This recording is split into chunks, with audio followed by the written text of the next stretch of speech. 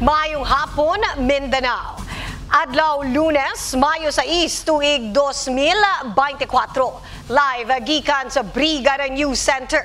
Ihatod namo kaninyo ang mga nagunang balita gikan sa nagkandaiyang lugar sa Mindanao. Mga balitang gitutukan sa news team. Ako si Brigada Dil Bartolaba. O kini ang Brigada Mindanao.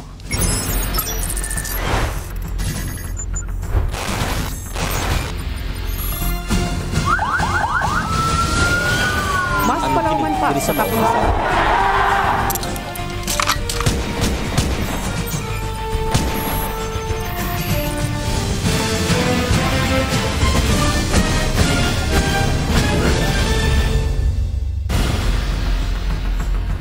Samdan ang unom ka individual, lakip ang usa ka konsehal sa nahitabong ambush sa Akbar, Basilan. Rido, ginatanaw na motibo sa insidente. Ibrigada mo, Marco Polomuta. Hindi bababa sa 6 na katao kabilang ang isang opisyal konsehal ng munisipyo ang nasugatan sa isang pananambang ng armadong grupo sa Sitio Lesem, Barangay Upper Batu-Batu, Munisipalidad ng Akbar, Basilan, alas 6 ng umaga, Sabado, Mayo 4. Kinilala ng PNP Akbar, Basilan ang mga biktima bilang sina Ryan Seyong Latip, Abubakar Ali Latip, Jemar Kalang, Husin Latip Kalang, isang municipal councilor ng Tuburan, probinsya ng Basilan, si Ajim Jamaluddin at si Algafar Nasser, lahat bawang mga residente ng nasabing munisipalidad. Ayon sa PNP, ang mga suspek na kilala ito kabilang di umano'y sa grupo ni Jemar at Kidjok. Pinaniniwalaang ang rido o alita ng pamilya ang positibong motibo ng nasabing insidente. Sa paunang investigasyon na pag-alaman na ang mga biktima ay papunta sa Sitio Lesem, Upper Batu-Batu, Akbar mula sa munisipalidad ng Tuburan nang pagbabarilin sila ng mga suspek. Sa kabila ng pagkasugat ng mga biktima ay nakuha pa rin ang mga ito na gumanti ng putok at nakatakas mula sa lugar ng pananambang. Agad naman dinala sila ng kanilang mga pamilya sa Lamitan District Hospital para sa agarang atensyong medikal. Kasabay nito, ang mga tauhan ng Akbar Municipal Police Station na pinamumunuan ni Officer in Charge, Police Major Ayab J. Sali ay tumugon sa insidente at nailigtas ang mga biktima sa kamay ng mga suspek na kalaunan ay dinala ang mga ito dito sa Zamboanga City para sa karagdagang paggamot. Mula dito sa lungsod ng Zamboanga, ito si Brigada Marco Polomuta. In the heart of changing lives, Brigada News. Duha katagas nga leader sa NPA Surigao del Sur ug uban nitahan og hingpit nang mubalik sa sabakan sa gobyerno. Samtang ang mga gitaguan sa armas gitudlo. Ayuda gikan sa gobyerno gitakdang pagdawaton sa mga kanhing rebelde. Ibrigada mo, Christian Cabañas. Malinaong misurrender sahan ay sa kasundaluhan ang unom ka mga miyembro sa rebelding New People's Army. Apel ang ilang tagas nga leader niadtong milabay nga adlaw sa headquarters sa 36th Infantry Battalion sa Barangay Puyat, Carmen, Surigao del Sur. Ang mitahang mga rebelde gilangkoban nilang Joel Maca Mahinay alias Nico, Deputy Secretary. Apel ang iyang asawang si Linebeth Mahinay alias Daydeng ang Finance o Logistic Officer sa Weekend Guerrilla Front 30. Maridi Trinidad Wagpao alias Rian Midek, John Mar Bagnol Mahinay alias Cheng ang team leader, Joseph Montenegro og Eloy Wagpao Suaso alias Jolan. Oban nga gitahan ang 12 ka magatagas nga mga armas nga gilangkuban sa 3 ka M16 rifles, 2 ka M14 rifles, 4 ka CZ858 rifles, 1 ka M4 carbine rifles, 1 ka Bushmaster rifle, 1 ka grenade launcher, 16 ka rifle magazine,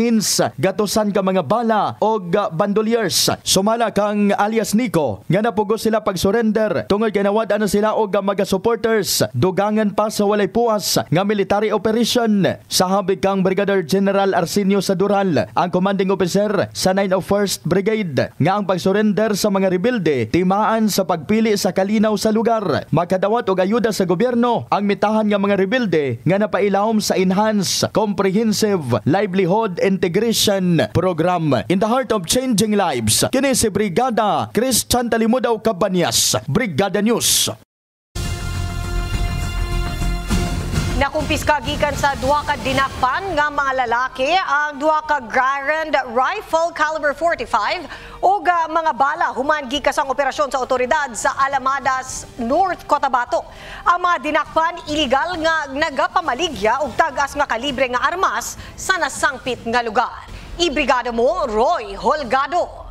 Dumumpi sa pisngi ng dalawang lalaki ang init, alikabok at gaspang ng kalsada sa barangay Palayagan, Alamada, North Cotabato matapos silang pinadapa at pinusasan roon ng sisig personnel ng Criminal Investigation and Detection Group sa Bangsamoro Autonomous Region o CIDG-BAR. Sa kabila kasi ng alinsangan ng panahon, binaybay ng mga naturang individual ang kalsada gamit ang pangyong-pangyong tricycle dahil may kikitain silang buyer ng kanilang dalang item na binalot ng puting styrofoam. Hindi nila napansin ang pagsunod ng magarang sasakyan sa kanilang likuran. Tumatagak ang pawis na tila ice cream na bilad sa ilalim ng araw ang dalawa habang naghihintay sa buyer. Lumapit sa kanila ang sasakyan at mga pulis pala ang sakay nito. Bumaba ang mga pulis at napilitang sumuko ang mga naturang lalaki sa kanila. Binuksan ng mga lalaki ang dalang nilang item at nabatid na 2 caliber 30 Garand rifle pala ang mga ito. Bukod pa rito, nakumpiskahan pa sila ng 1 caliber 45 1911 pistol at mga bala. Itinago na lamang ng mga pulis ang mga nasakuting lalaki sa alias na Titing at Madas. Suspected gun runner pala ang dalawa at hinihintay pala nito ang bibili ng bit-bit nilang armas. Kaugnay nito, sinabi ni CIDG-BAR Chief Police Lieutenant Colonel Ariel Huesca na haharapin ni Titing at Madas ang kasong paglabag sa Firearms and Ammunition Regulations Act o Republic Act 10591. Dapat umiwas sila sa mga ganitong activities kasi illegal talaga ito. Kasi pag nahuli sila, it will totally dislocate their normal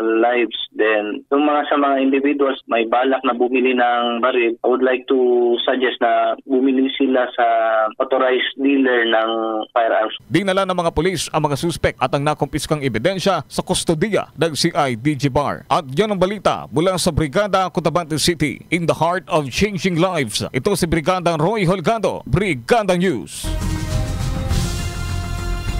Sikop ang unom ka drug suspect sa 24 oras nga kampanya batok illegal nga droga sa syudad sa Davao. Balhog na karon sa prisuhan ang mga suspect o gihikay ang tukmang kaso batok kanila. Ibrigada mo, Gimaing.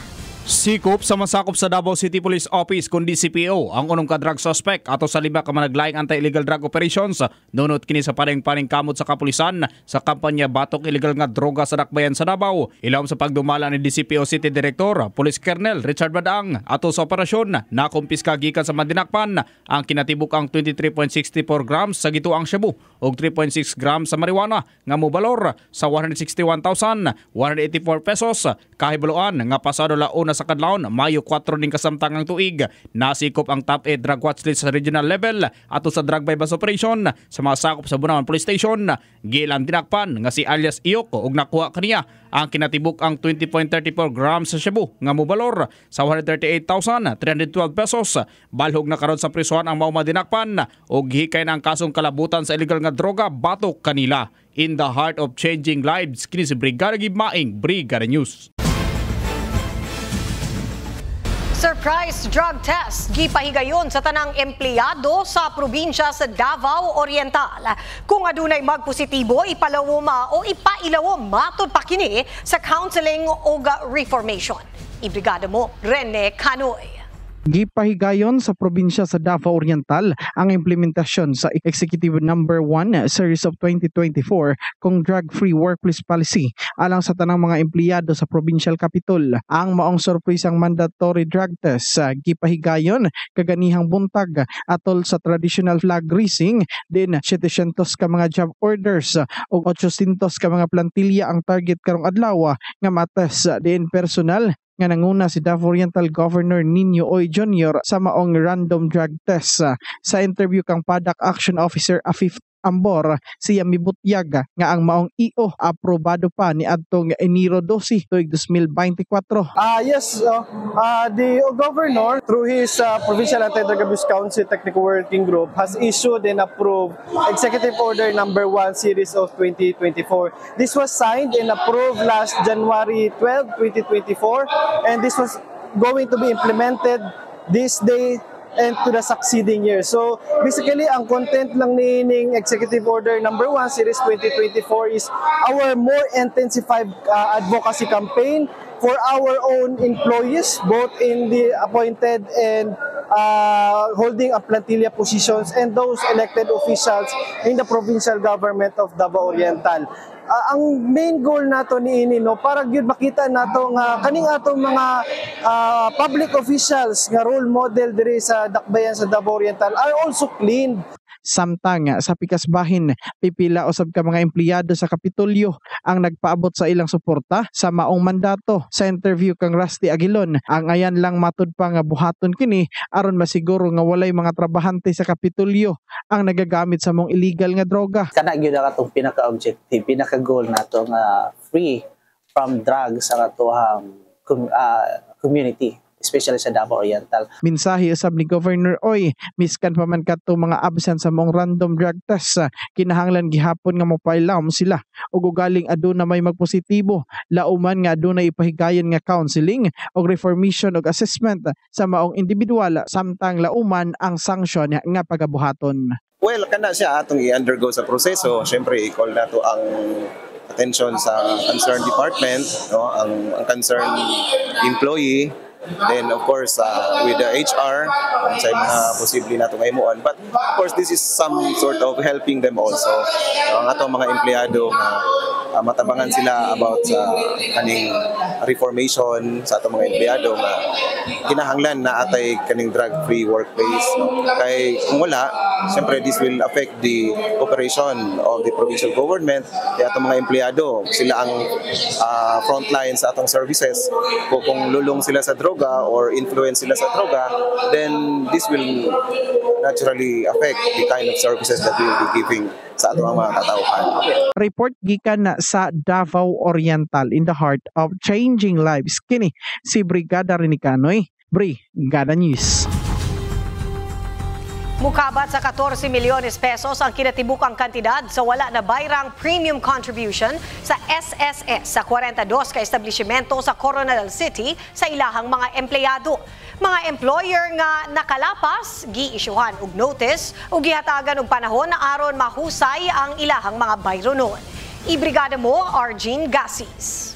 Nasa 42 mga establishmento komersyal na sakop ng Social Security System o SSS South Mindanao 2 Division ang inisyuhan ng notice dahil sa ilang mga paglabag. Ito ay sa pamamagitan ng isinagawang Run After Contribution Evaders o RACE campaign ng ahensya kamakailan lang. Ayon kay Senior Communications Analyst Noel Nacion na ang RACE ay isang regular activity ng SSS kung saan pinupuntahan at binababaan ng order ang mga employers upang sagutin ang kanilang mga bayulasyon katulad ng non-payment o non-remittance ng premium at non-enrollment sa kanilang mga empleyado. Dito, pinapaalala sa mga employers ang kanilang obligasyon na ipa-enroll ang mga trabahante sa SSS at bayaran ang premium contribution. Umabot sa 14 million pesos ang kabuang halaga ng hindi nabayarang premium ng mga empleyado ng naturang mga establishmento. Yan ang ulat mula dito sa lungsod ng Coronadal. Ito si Brigada Argene Bautista Gasis in the heart of changing lives, Brigada News. Giauhag sa mga personahe sa usa ka eskwelahan ang mga estudyante sa Lebak, Sultan Kudarat nga makighiusa sa ilahang ginapahigayong symposium kalabot sa dengue. Kini aron dili na mutaas pa ang kaso sa nasangpit nga sakit.